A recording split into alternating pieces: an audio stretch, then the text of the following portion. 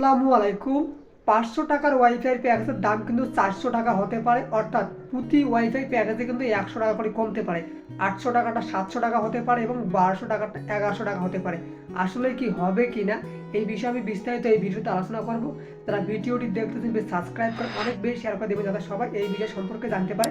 আসলে কি আমরা 100 টাকা কমে 5 MBPS কিংবা 10 MBPS 20 MBPS প্যাকেজগুলো পাবো কি না। বাংলাদেশের বিটিআরসি কিন্তু 100 টাকা করে কমার জন্য একটা আবেদন করছে।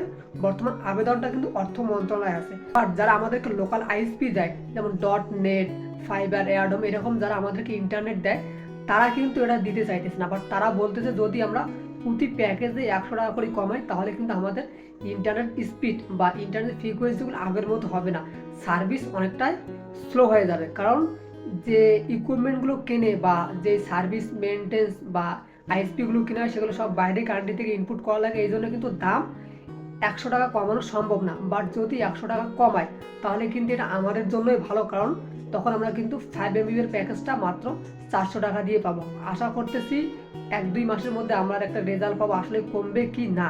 যদি কমে, আমি আমার এই ইউটিউব চ্যানেলে অবশ্যই ভিডিও দেবো।